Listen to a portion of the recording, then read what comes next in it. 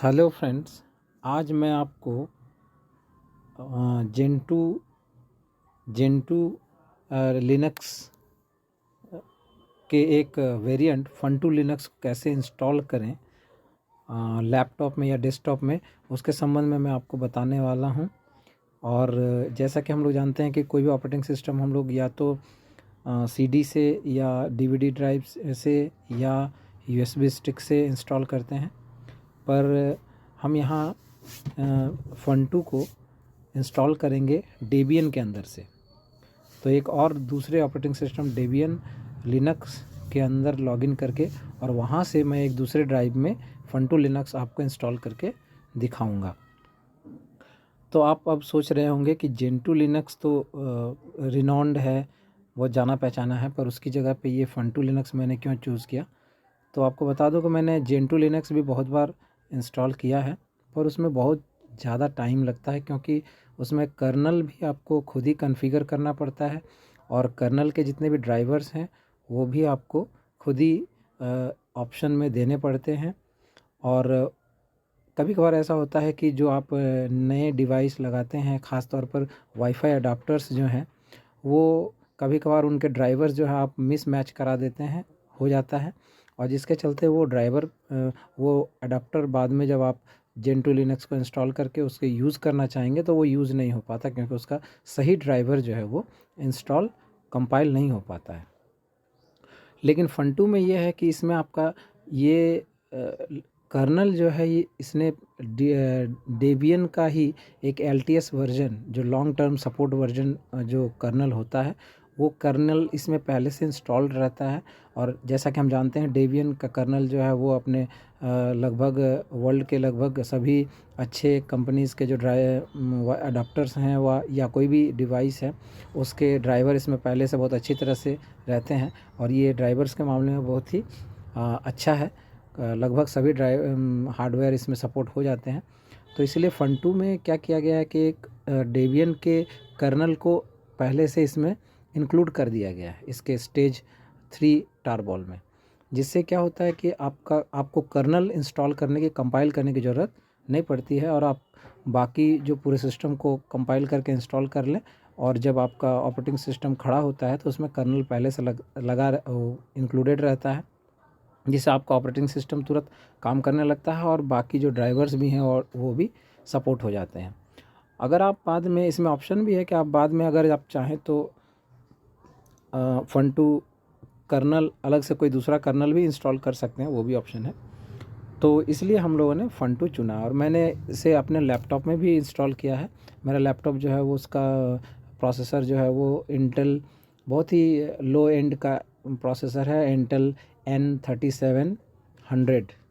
ये एक लैपटॉप का है, डेल का लैपटॉप है, तो उसमें मैंने इंस्टॉल किया। तो मैं आपको यहाँ पे स्टेप वाइज दिखाऊंगा कि डेबियन के अंदर से हम लोग कैसे फंटू को इंस्टॉल कर सकते हैं। तो आप अगर फंटू को इंस्टॉल कर लेते हैं तो आप जेंटू को भी इंस्टॉल ज़रूरी कर लेंगे। और फंटू इंस्टॉल करने के बहुत सारे स्टेप्स बहुत ही शॉर्ट हैं और बहुत जल्दी इंस्टॉल हो जाता है। तो चलिए हम लोग चलते हैं और देखते हैं कि कैसे फंटू इंस्टॉल करें। इसके लिए सबसे पहले हम fantoo.org जो है वहाँ पहुँचते हैं, और वहाँ पहुँचकर जो आपका प्रोसेसर है उसके सब आर्च के हिसाब से, मतलब आपके प्रोसेसर के टाइप के हिसाब से, यहाँ पर स्टेज 3 जो है वो टारबॉल यहाँ पे आपको मिलेंगे। यहाँ पे आप देख सकते हैं कि बहुत सारे टारबॉल्स जो हैं वो यहाँ पे पहले से हैं। तो इस तरह से आप इनमें से जो आपको अच्छा लगे वो आप यहाँ पे, जो आपका प्रोसेसर है उस टाइप का आप चूज़ करके उसको डाउनलोड कर सकते हैं। तो जैसे ये इंटेल 64 नेहालम है, तो इसे कौन कौन सा सपोर्ट करेगा, कौन कौन सा प्रोसेसर, तो आप वहाँ पे देख रहे हैं कि कोर i3, कोर i5, ये सारे जो है इसको सपोर्ट करते हैं। तो अगर आपका processor core i3, core i5, core i7 है या Xeon प्रोसेसर है तो आप इसे डाउनलोड कर सकते हैं। और CPU फ्लैग्स क्या क्या सपोर्ट करते हैं उसको देखने के लिए आप यहाँ पे क्लिक करके CPU फ्लैग्स को भी देख सकते हैं। जैसे यहाँ पे आप देख रहे हैं कि MMX, MMXT, popcorn, SSC, SSC2, SSC3, SSC 4.1, SSC 4.2, SSC3 ये सपोर्ट करता है नेहालम को।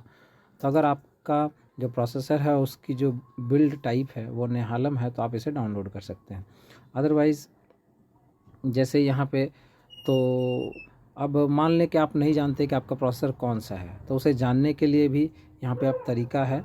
तो आप एक कमांड है lscpu, तो इस कमांड को आप, मैं यहाँ पर ऑलरेडी मैंने डेबियन में लॉगिन किया हुआ है और यहाँ पे मैं डेबियन चला रहा हूँ और यहाँ पे मैंने कमांड दिया है lscpu। तो आप यहाँ पे देख रहे होंगे कि lscpu कमांड से आपके CPU का लगभग सारा प्रॉपर्टी जो है आप यहाँ पे देख सकते हैं। जैसे यहाँ पे आप देख रहे हैं कि मॉडल नेम जो है मेरे CPU का वो इंटेल कोर 2 डुओ CPU है E7200 2.53 गीगाहर्ट्ज वाला। तो आप भी इस तरह से अपने प्रोसेसर की पहचान आप यहाँ से कर सकते हैं। और ये कौन सा मॉडल है वो भी आपको मॉडल यहाँ पे मिल जाएगा। इसकी फ्रीक्वेंसी वगैरह आप यहाँ पे देख सकते हैं, कितने कोर हैं, पर कोर कितने थ्रेड हैं या पर सॉकेट कितने कोर्स हैं, ये सारी चीज़ें आप यहाँ पे देख सकते हैं।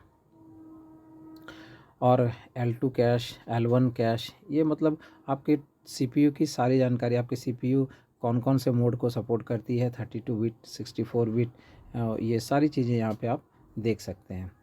तो ये इस कमांड का नाम है lscpu। जैसा कि हम लोग जानते हैं लिनक्स में ls कमांड जो है वो लिस्टिंग के लिए यूज़ होता है, तो यहाँ पे lscpu जो है वो CPU की प्रॉपर्टी की लिस्टिंग करता है।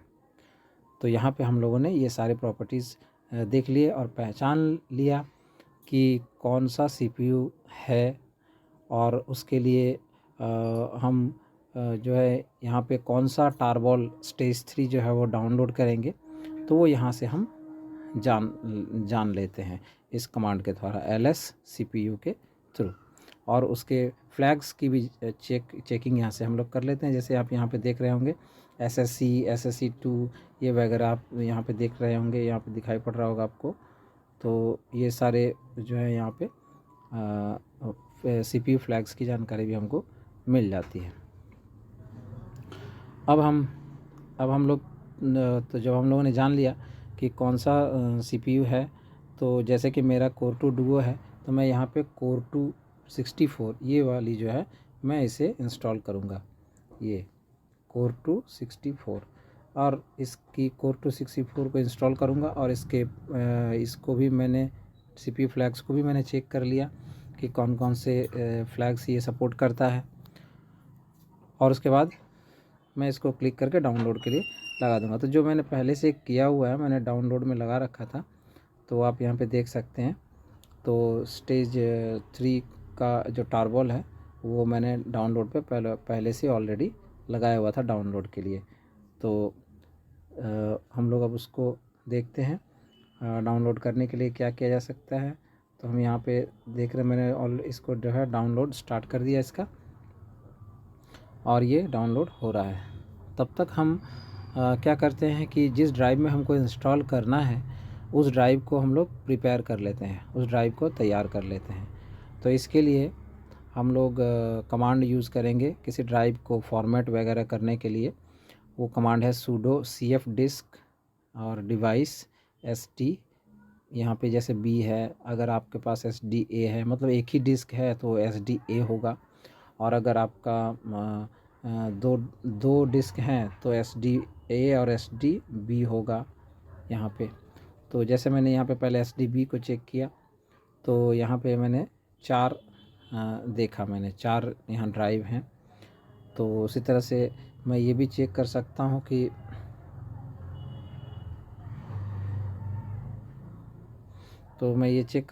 कि यहाँ पे और भी दूसरे ड्राइव में इंस्टॉल, मैंने जिसमें इंस्टॉल करना चाहूँगा वो मैं यहाँ पे चेक कर लूँगा इस कमांड से। मेरा दूसरा ड्राइव है जो वो SDA है, तो उसे भी मैं देख लेता हूँ। यहाँ पे भी मेरे बहुत सारे ड्राइव हैं, तो इसमें अब मुझे ये देखना होगा कि मैं किस ड्राइव में इंस्टॉल करूँगा। तो इसमें कई बार ऐसा होता है कि बहुत से ड्राइव में डाटा रहता है या दूसरा ऑपरेटिंग सिस्टम पहले से इंस्टॉल होता है, तो इसलिए आपको अच्छी तरह से चेक कर लेना है कि किस ड्राइव में आप इंस्टॉल करना चाहते हैं, उसमें कोई ज़रूरी डाटा तो नहीं है। तो ये आपको चेक करना बहुत ही ज़रूरी है। तो यहाँ पे जैसे मैं चेक कर रहा हूँ कि SDA, तो मुझे अभी समझ में नहीं आ रहा कि किस में मैं इंस्टॉल करूँ, तो इसलिए मैं चेक कर लेता हूँ पहले कि किस में मैं इंस्टॉल करूं, उसके लिए मैं माउंट करके देखूंगा कि उसमें डाटा है या नहीं, या फिर ये डेबियन का जो फाइल मैनेजर है उसके थ्रू भी मैं चेक कर लूँगा। तो पर यहाँ पे आप देखेंगे कि उससे आपको कौन सा डिस्क नंबर है, डिवाइस नंबर है, कौन सा ड्राइव नंबर है, वो ड्राइव नंबर नहीं पता चल रहा, इसलिए मैं यहाँ पे माउंट करके इसे चेक कर लेता हूँ। तो इस तरह से आप भी चेक कर लेंगे ठीक से कि कौन सा है, और उसके बाद फिर आप उससे इंस्टॉल करेंगे, उसमें उसी को फॉर्मेट वगैरह हम लोग करते हैं। तो मैं तब तक चेक करता हूँ।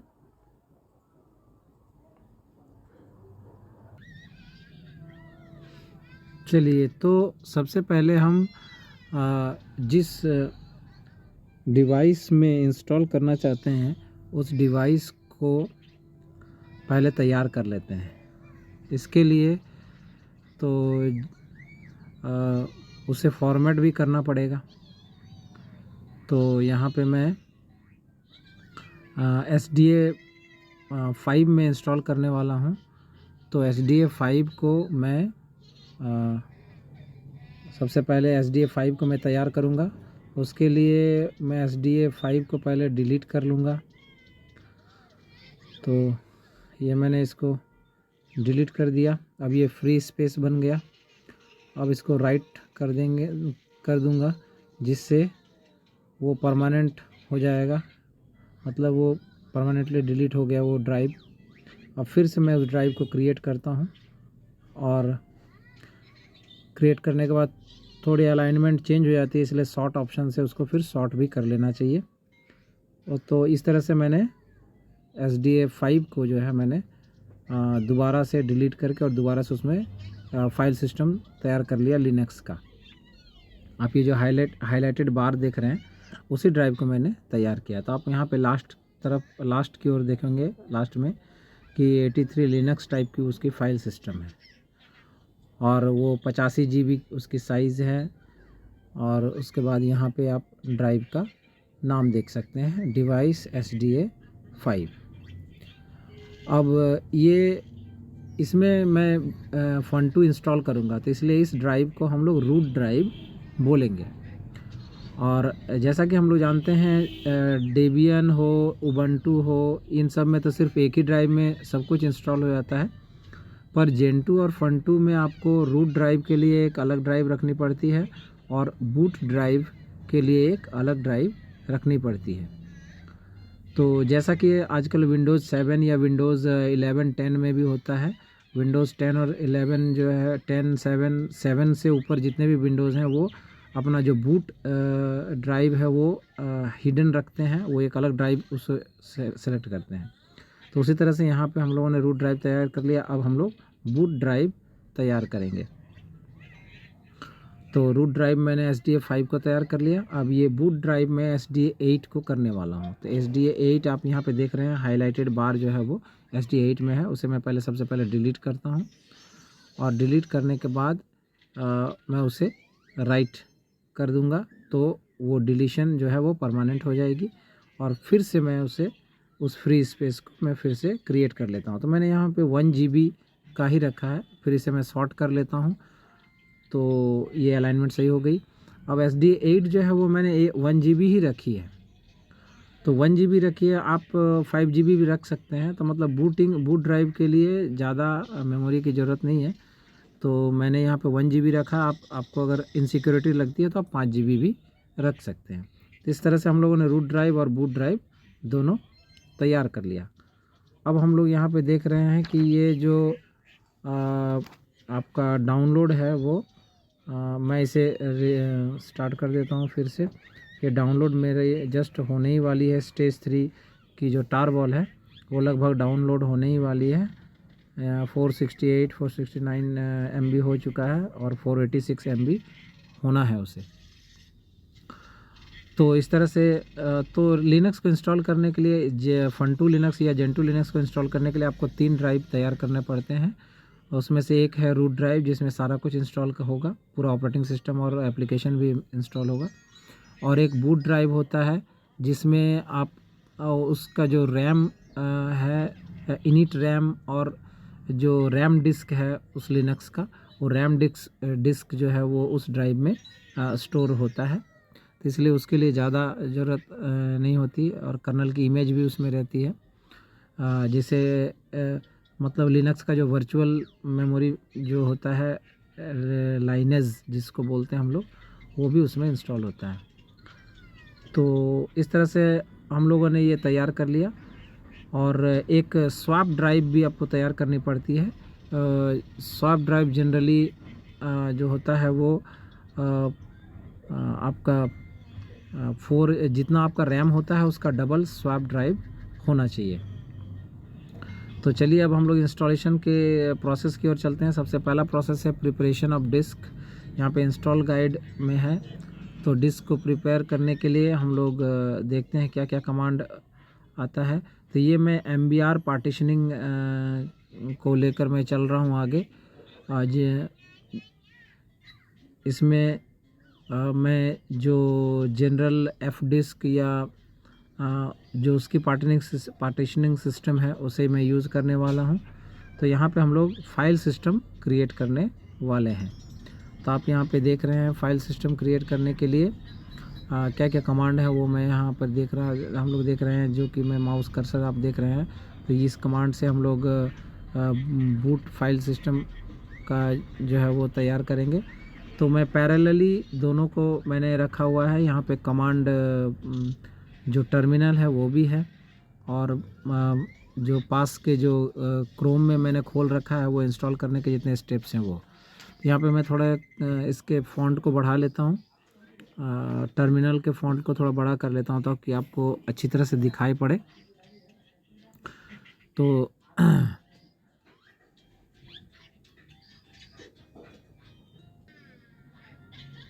तो यहाँ हम सबसे पहले फाइल सिस्टम तैयार करने वाले हैं, बूट फाइल सिस्टम को। तो बूट फाइल सिस्टम के लिए सबसे पहले हम रूट मोड में जाते हैं। जैसे यहाँ पे हम लोग नॉर्मल यूज़र मोड में हैं, तो इसे हम लोग बदल कर रूट यूज़र मोड में चले जाते हैं। उसके लिए कमांड देना पड़ता है SU, उसके बाद स्पेस हाइफन। तो इस तरह से हम लोग रूट मोड में आ गए। आप यहाँ पे देख रहे हैं हैश साइन जो है वो रूट मोड के लिए की पहचान है, और डॉलर जो है वो नॉर्मल यूज़र। और यहाँ पे आप रूट भी लिखा हुआ देख सकते हैं, root@ ओले ओले। वहाँ पे ओले ओले मेरे यूज़र नेम है, और रूट मोड में मैं चला गया हूँ। तो सबसे पहले हम लोग फाइल सिस्टम तैयार करेंगे बूट फाइल सिस्टम को। तो उसके लिए कमांड है MKFS, मतलब make file system dot extension 2।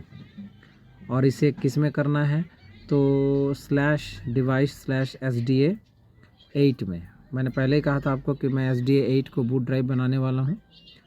तो यहाँ पे अब एक प्रॉब्लम आ गई है, जैसे आप देख रहे हैं कि SDA8 को वो रिकॉग्नाइज़ नहीं कर रहा है, और इसलिए तो यहाँ पे ये जो समस्या है वो ये है कि डिवाइस 8 से पहले बाद की जो डिवाइस 9 जो है वो अभी फ़िलहाल स्वैप के रूप में माउंटेड है डेबियन के अंदर। तो उससे पहले हमें स्वैप ऑफ करना पड़ेगा। जो स्वैप डिवाइस 9 में SDA9 में स्वैप फाइल के रूप में जो अभी ऑन है उसे हमें ऑफ़ करना पड़ेगा। तो ये हम लोगों ने स्वैप ऑफ कमांड से SDA8 के बाद वाली जो ड्राइव है उसे स्वैप ऑफ कर दिया। और स्वैप ऑफ होने के बाद अब हम फिर से फाइल सिस्टम को तैयार करेंगे। तो ये स्वैप ऑफ हो गया है। अब हम लोग उस कमांड को फिर से देने वाले हैं। तो मैं इससे पहले तो अब हम लोग फिर से उस कमांड को देते हैं, ये makefs.ext2। हाँ, ये देखिए अब ये काम कर रहा है। प्रोसीड एनीवे जब आ गया, अब इसमें YS का ऑप्शन हम लोग देते हैं। तो ये SDA8 जो है वो एक्सटेंशन 2 फाइल सिस्टम के तौर पर फॉर्मेटेड हो गई, अर्थात बूट ड्राइव हमारा रेडी हो गया। अब हम रूट ड्राइव तैयार करेंगे। तो उसके लिए हम लोग कमांड वैसा ही कमांड देंगे। तो उससे पहले हम इसके स्वैप फाइल को भी बना लेते हैं। स्वैप ड्राइव भी इसके लिए भी ज़रूरी है। मतलब हमारा जो फन2 जो होगा उसके लिए भी स्वैप ड्राइव एक चाहिए। तो हम लोग फन2 के लिए स्वैप ड्राइव पहले तैयार कर लेते हैं। उसके लिए कमांड है मेक स्वैप, मतलब MK स्वैप, और उसके बाद डिवाइस नेम। तो यहाँ पे वही डिवाइस जो SDA9 है जिसे हम लोगों ने स्वैप ऑफ किया था, तो उसी को मैं स्वैप फाइल के तौर पर, स्वैप ड्राइव के तौर पर इस्तेमाल करूँगा। तो इसलिए मैं वहाँ पे वही जो स्वैप ऑफ किया था उसी को फिर से मैं स्वैप ऑन कर देता हूँ, या स्वैप फाइल के फॉर्म में फॉर्मेट कर देता हूँ। तो ये हो गया, SDA9 जो है वो स्वैप ड्राइव बन गया। अब इसमें मैं उसी ड्राइव में स्वैप को ऑन कर देता हूँ, स्वैप फाइल को ऑन कर देता हूँ। तो स्वैप ऑन /device/SDA9, ये मैंने, तो इस तरह से स्वैप ऑन हो गया। स्वैप, तो यहाँ हम लोगों, मैंने फ़ॉन्ट को थोड़ा और बढ़ा दिया और इस तरह से हमारा स्वैप भी ऑन हो गया। तो इस तरह से हम लोगों ने तीनों ड्राइव तैयार कर लिए, रूट ड्राइव, बूट ड्राइव और ये स्वैप ड्राइव। और स्वैप को ऑन भी हम लोगों ने कर दिया स्वैप ऑन कमांड से। अब हम लोग बढ़ते हैं अगले कमांड की तरफ। अगला कमांड हमारा है रूट फाइल सिस्टम को तैयार करना। सॉरी, तो अब हम लोगों ने रूट फाइल सिस्टम अभी तक नहीं किया है तैयार, तो उसे हम लोग तैयार कर लेते हैं। तो ये कमांड मेक fs मतलब MKFS मतलब मेक फाइल सिस्टम एक्सटेंशन 4। तो ये कमांड जो है वो एक्सटेंशन 4 टाइप की, जो लेटेस्ट फाइल टाइप है लिनक्स की, उसे तैयार करता है ये कमांड। तो इसके थ्रू हम लोग जिस ड्राइव में फन2 इंस्टॉल करने वाले हैं उस ड्राइव के फाइल सिस्टम को तैयार करेंगे। तो चलिए कमांड देते हैं MKFS.extension4 स्पेस डिवाइस, से कॉपी कर लेते हैं हम लोग। कॉपी करने के बाद वहाँ पे पेस्ट करते हैं और ये ड्राइव को चेंज करना ना भूलें, और अदरवाइज़ क्योंकि वहाँ पे एग्जाम्पल में है तो वो दूसरा ड्राइव है, आपका ड्राइव इंस्टॉल जिसमें आप रूट फाइल इंस्टॉल करेंगे वो दूसरा हो सकता है, इसलिए इसमें बहुत ही ध्यान देने की ज़रूरत है। अदरवाइज़ दूसरी जो ड्राइव है आपकी वो डिलीट हो जाएगी और आपके काम के फाइल भी डिलीट हो जाएंगे। तो ये ध्यान रखना बहुत ज़रूरी है कि जिस ड्राइव को आपने फाइल सिस्टम तैयार किया है पहले डिलीट करके और फिर फॉर्मेट करके उस वही फाइल सिस्टम या वही ड्राइव का नेम जो है आप बढ़िया से ध्यान से दे सकें। ये ज़रूर बहुत ही ज़रूरी है, अदरवाइज़ लेने के देने पड़ सकते हैं आपको। चलिए अब अगले कमांड की तरफ बढ़ते हैं। तो हम लोगों का तीनों चीज़ तैयार हो गया, बूट ड्राइव, स्वैप ड्राइव और रूट ड्राइव। अब हमारा अगला कमांड क्या होगा? तो अगला हम लोग डेट कमांड देंगे अब। तो चलिए डेट कमांड देखते हैं। डेट से हम लोग जो ऑपरेटिंग सिस्टम की डेट को तैयार करते हैं। तो चलिए इसके लिए हम लोग डेट कमांड देंगे। अगला कमांड है डेट, सॉरी उससे पहले हम लोग फाइल सिस्टम को माउंट करेंगे। जो लिनक्स के फन2 के जो फाइल सिस्टम्स है उसे हम लोग माउंट करेंगे। तो उसके लिए सबसे पहले हमें एक डायरेक्टरी, कुछ डायरेक्टरी बनाने पड़ेंगे। पहला डायरेक्टरी है वो है fun2 नाम का, जो माउंट के अंदर बनाएंगे हम लोग। तो कमांड है मेक dir मतलब मेक डायरेक्टरी /mnt मतलब माउंट /fun2। तो माउंट के अंदर fun2 नाम का डायरेक्टरी हम लोगों ने एक बना दिया। अब इस डायरेक्टरी में हम लोग माउंट करेंगे आपको वो उस ड्राइव को जिस ड्राइव में हम लोग fun2 इंस्टॉल करने वाले हैं। तो यानी तो ये कमांड हम लोग देंगे माउंट और उसके बाद डिवाइस नेम और फिर इस डायरेक्टरी का नाम। तो हम लोग देंगे यहाँ पे ये कमांड देंगे माउंट। यहाँ पे भी आपको ध्यान देने की ज़रूरत है कि जो डिवाइस का जो नेम है वो आप ज़रूर ध्यान से दें। तो जैसे कि मैंने SDA5 तैयार किया था, तो उसी तरह से आप जो ड्राइव तैयार करेंगे वही ड्राइव का नेम यहाँ पे ध्यान से देंगे, क्योंकि यहाँ पे जो एग्जांपल्स हम लोग कॉपी कर रहे हैं वो यहाँ पे ड्राइव का नेम दूसरा है। तो इसलिए इस चीज़ को बहुत ही ध्यान से देखेंगे। फिर एक दूसरा, अब fun2 के अंदर हम लोग एक बूट नेम की एक डायरेक्टरी बनाएंगे, बूट डायरेक्टरी, जो fun2 के अंदर रहेगा, और इसमें बूट ड्राइव को माउंट करेंगे। तो मतलब fun2 जो डायरेक्टरी नेम देंगे उसमें fun2 का ड्राइव को माउंट करेंगे, और fun2 के अंदर जो बूट नेम की जो डायरेक्टरी रहेगी उसमें बूट डायरेक्टरी को, बूट ड्राइव को हम लोग उसमें उस डायरेक्टरी में माउंट करेंगे। तो हमारा बूट ड्राइव जो था वो SDA8 था, तो यहाँ पे SDA8 को हम लोगों ने माउंट fun2 बूट के अंदर माउंट कर दिया। तो इस तरह से हमारे बूट और रूट फाइल सिस्टम माउंट हो गए हैं। अब ये जो वेयर जो माउंटिंग है ये भी एक माउंट किया जा सकता है, ये एक्स्ट्रा एक है, इसे नहीं करेंगे तो भी कोई दिक्कत नहीं है। अब हम लोग डेट कमांड देते हैं। तो डेट कमांड के लिए यहाँ पे आप देखें डेट, और उसके बाद ये कॉपी कर लें, कॉपी करके हम लोग वहाँ पे देते हैं उसको। तो इसमें आप देखेंगे कि पीछे की ओर जो है वो ईयर रहता है। तो यहाँ पे आप जैसे देखें पीछे की ओर है 2011, तो उसे हम लोग 2022 कर देता हूँ मैं। उसके बाद के जो 4 डिजिट हैं वो टाइम के डिजिट होते हैं।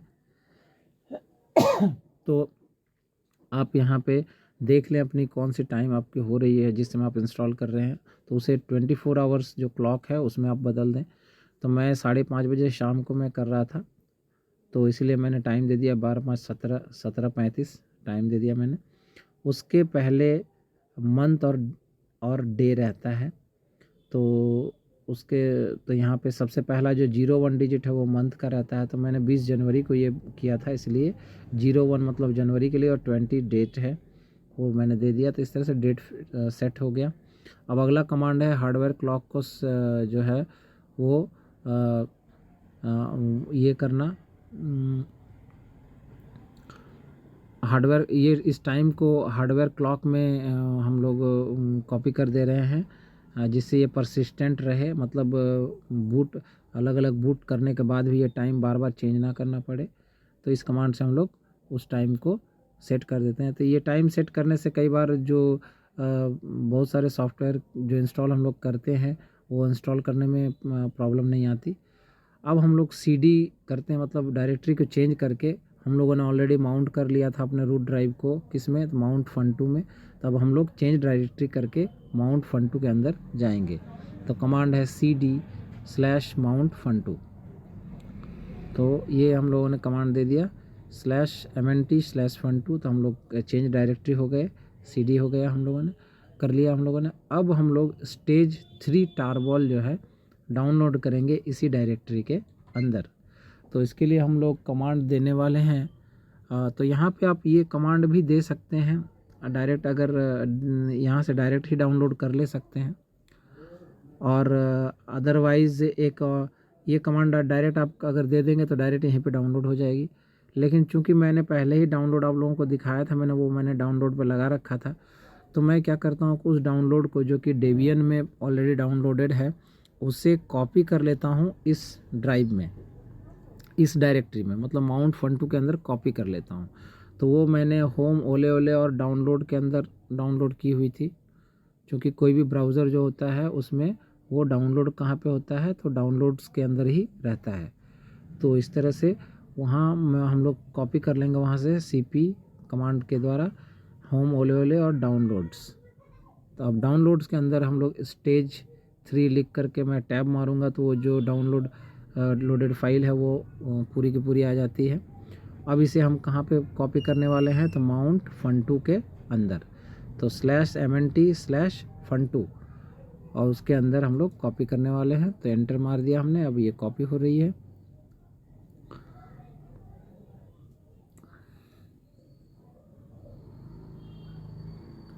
ये कॉपी हो गया हमारा फाइल। अब कॉपी होने के बाद अब हम एक अगला जो कमांड है उस कंप्रेस्ड फाइल को डिकम्प्रेस करना है। तो डिकम्प्रेस करने का ये कमांड है, मतलब टार फाइल को अनटार करने का ये कमांड है।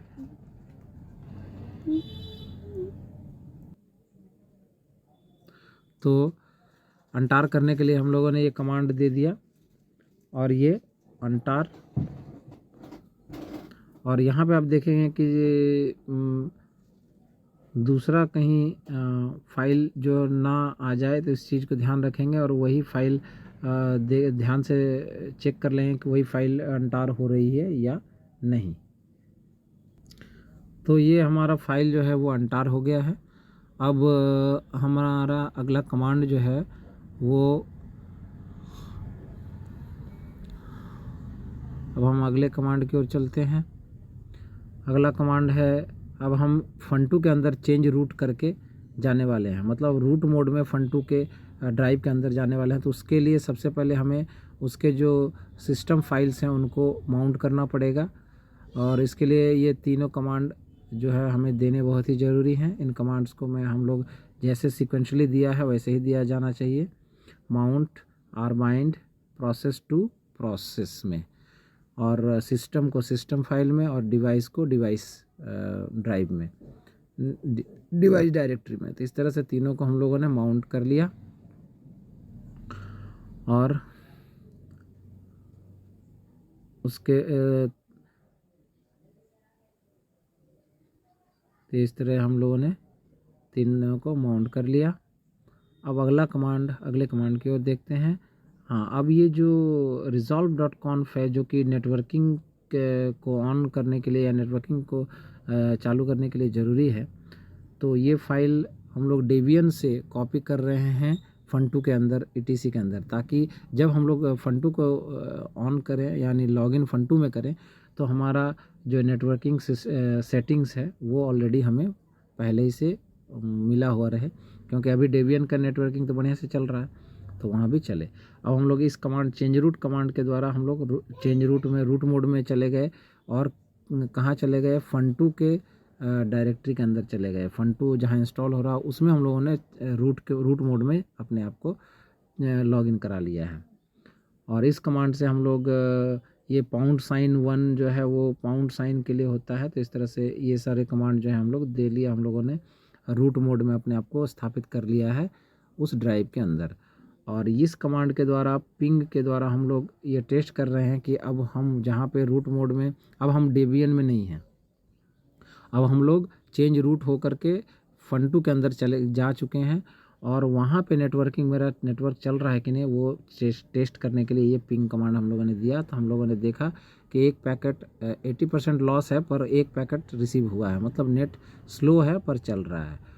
अब नेट चल रहा है, तो हम सबसे पहला कमांड जो हमें देना है वो है ईगो सिंक, जिसके द्वारा जेंटू और फंटू या फंटू के अंदर जितने भी किट्स हैं, वो किट्स के जो सोर्स फाइल हैं या स्ट्रक्चर फाइल हैं, वो फ्रेमवर्क जो है पूरा वो इंस्टॉल हो जाए, ताकि बाद में जब हम सोर्स डाउनलोड करना चाहें तो हमारा सोर्स डाउनलोड हो और ये फाइल्स जो है इंस्टॉल हो सकें। तो जितने भी फाइल्स इंस्टॉल होने वाले हैं उनके सारा फ्रेमवर्क जो है वो यहाँ पे इंस्टॉल हो गया। तो ये देखिए सारा इंस्टॉल हो चुका है, सारे किट्स इंस्टॉल हो चुके हैं। क्योंकि फंटू में सारे जो सॉफ्टवेयर हैं वो किट्स के तौर पर डिफाइंड हैं, इसलिए इनको इसे डाउनलोड करना और इन किट्स को डाउनलोड करना, किट्स का जो फ्रेमवर्क है उसे डाउनलोड करना बहुत ही ज़रूरी है, जिसके लिए कमांड है ईगो सिंक। अब अगला है, हम लोग जो लॉगिन करेंगे, तो जिस ड्राइव में लॉगिन करेंगे तो उस ड्राइव को जो है हमें रीड मोड से राइट मोड में लाना पड़ेगा। तो जिसके लिए हमें उन बूट ड्राइव और रूट ड्राइव दोनों को हमें यहाँ सेट करना पड़ेगा। इसलिए इस fs टैब फाइल में, etc fs टैब फाइल इसका नाम है, आप यहाँ पे देख रहे हैं etc fs टैब है, ये है आपका etc fs टैब, यहाँ पे आप देख रहे हैं ये फाइल का नेम है etc fs टैब। तो फाइल सिस्टम टैब जिसको आप बोल सकते हैं, fs टैब मतलब फाइल सिस्टम टैब। तो यहाँ पे हम लोगों ने बूट ड्राइव के लिए डिवाइस SDA सेट कर लिया, फिर स्वैप ड्राइव के लिए SDA 9 सेट कर लिया, और रूट ड्राइव के लिए SDA 5 हम लोगों ने ये सेट कर दिया। तब हम अच्छी तरह से लॉगिन कर पाएंगे, अदरवाइज हम लॉगिन ही नहीं कर पाएंगे। तो ये सारे तीनों हम लोगों ने सेट कर लिया, इसे सेव भी कर दिया। उसके बाद अगला कमांड अब हम देखते हैं। तो अगला कमांड है हमारा कि अगर कोई अब जो होस्ट नेम है उसे सेट कर देते हैं।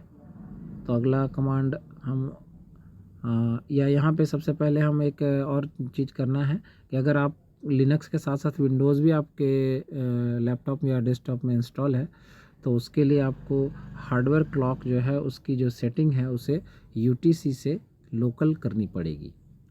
तो इसके लिए हम लोग इसे कॉपी कर लेते हैं और etcconf.d का जो हार्डवेयर क्लॉक सेटिंग है उसे हम लोग UTC से यहाँ पे देख रहे हैं UTC है, इसे UTC से हम लोग लोकल में सेट कर देते हैं। लोकल में सेट करने के बाद अब हम लोग आगे चलते हैं। तो अगला कमांड अब हमारा रहेगा, इससे पहले हम लोग सेव करके निकलते हैं। Ctrl+O, सेव हो गया। अब हम लोग यहाँ से निकल कर अगला जो कमांड है वो हमारा होस्ट नेम या कोई जो कोई इम्पोर्टेंट पैकेज अगर जो है वो आप यहाँ पे इंस्टॉल कर सकते हैं।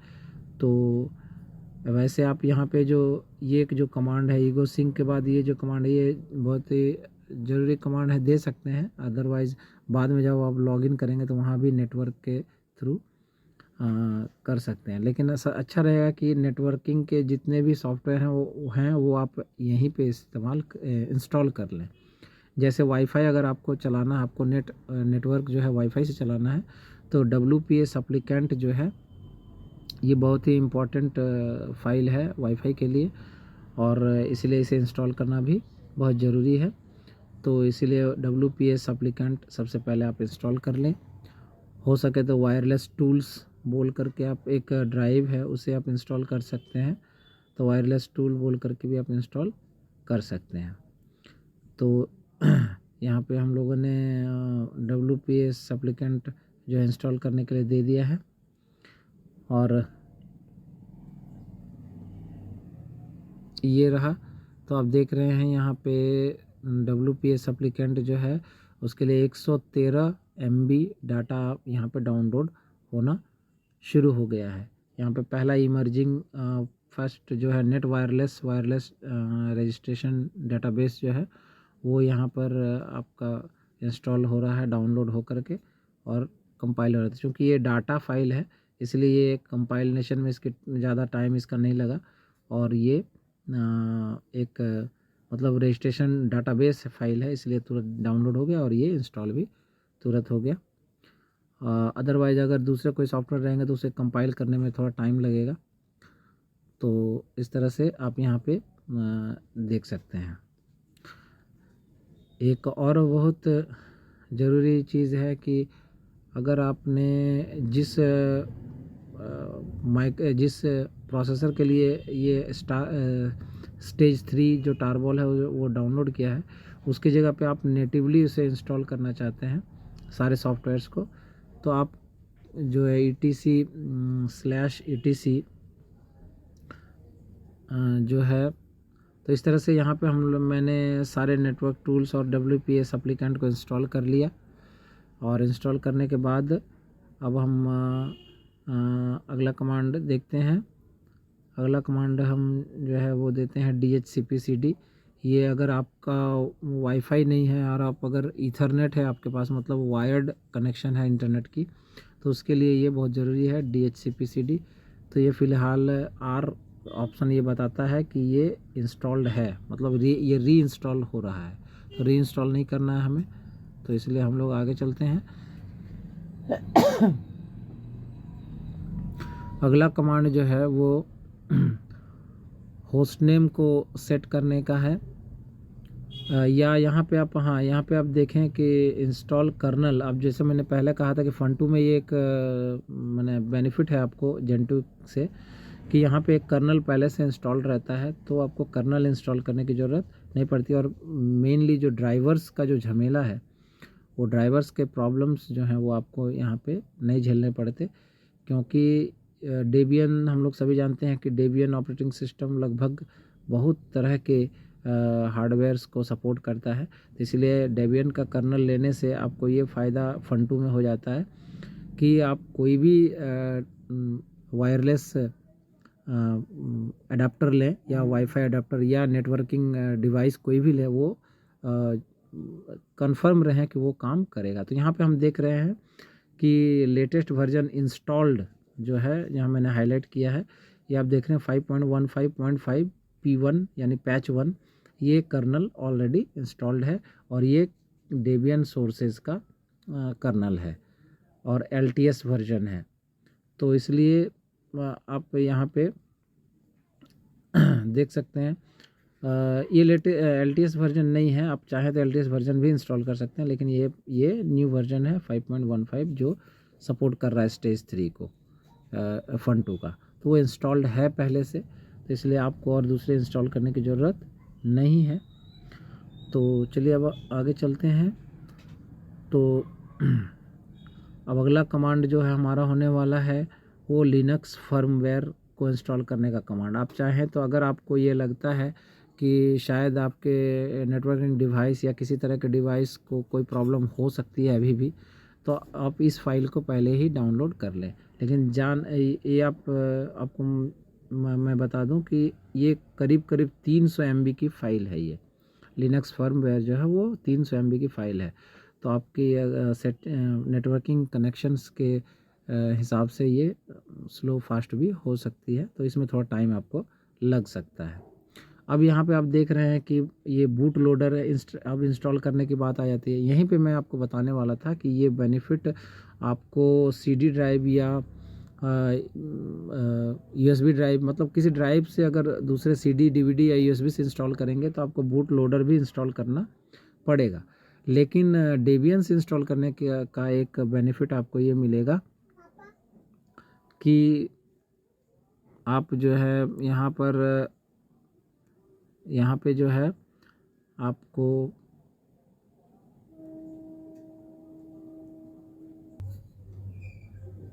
तो उससे पहले हम यहाँ पे एक कमांड और इंस्टॉल कर लेते हैं, Intel microcode IU code tool. ये इंटेल प्रोसेसर के लिए बेहद ज़रूरी ऐप, मतलब आप फाइल है। तो इसे हमने इंस्टॉल कर लिया और जो कि इंटेल प्रोसेसर के लिए बहुत से फंक्शंस को स्टार्ट करने के लिए ज़रूरी होते हैं। तो ये हम लोगों ने कर लिया। तो अब वही मैं बताने वाला था कि बूट लोडर जो है आपको इंस्टॉल करने में काफ़ी टाइम लग जाता है। मैंने एक बार किया था Gen2 में, तो वो काफ़ी टाइम लग जाता है।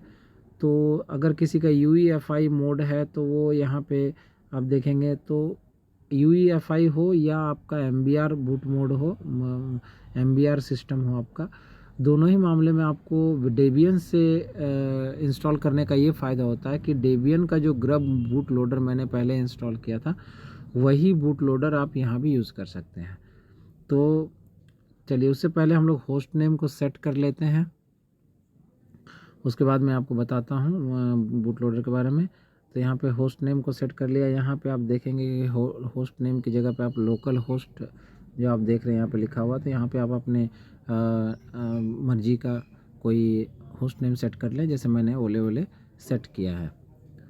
अब हम तो वही मैं बता रहा था कि बूट लोडर जो है वो ग्रब बूट लोडर जो डेबियन की ऑलरेडी पहले से है, मैं उसी के थ्रू अब हम लोग फिनिश लाइन पे आ चुके हैं।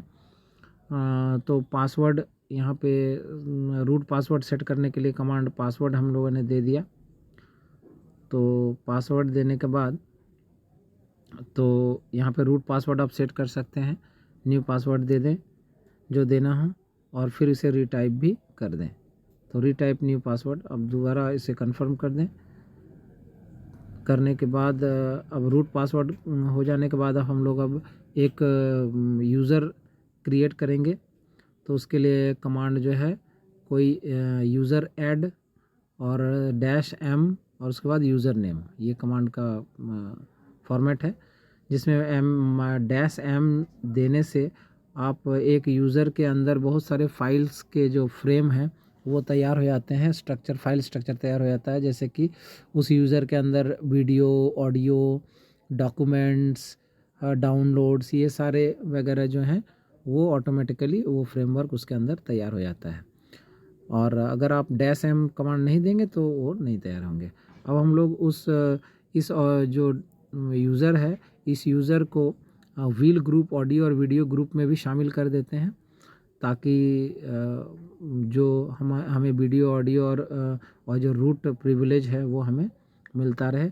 ख़ास तौर पर व्हील ग्रुप जो है वो बहुत ही ज़रूरी है, जिससे हमें रूट प्रिविलेज वहाँ पे मिलेगा, मतलब SU और उसके बाद स्लैश देकर, जो हाइफन देकर हम लोग जो रूट मोड में जाते हैं वो तब हम लोग कर पाएंगे, अगर हमारा यूज़र व्हील ग्रुप का मेंबर होगा तो इसलिए यूज़र मोड स्लैश डैश जो कैपिटल G और उसके बाद जो ग्रुप्स हैं वो ये कमांड बहुत ही ज़रूरी है।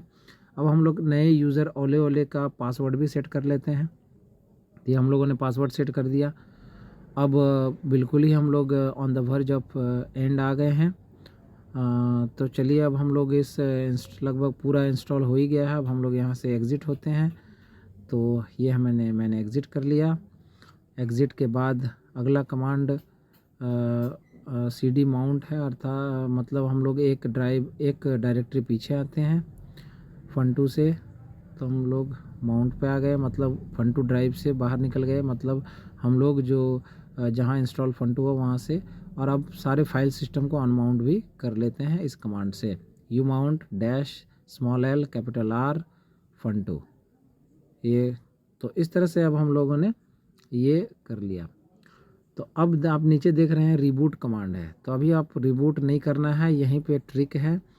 यहाँ पे आप क्या करना है अब हमको, कि चूँकि हम लोगों ने बूट लोडर तो इंस्टॉल किया नहीं है, तो हमारा जो ऑपरेटिंग सिस्टम हम लोगों ने इंस्टॉल किया वो हम कैसे उसमें लॉगिन करेंगे, वो बूट मेन्यू में आएगा ही नहीं।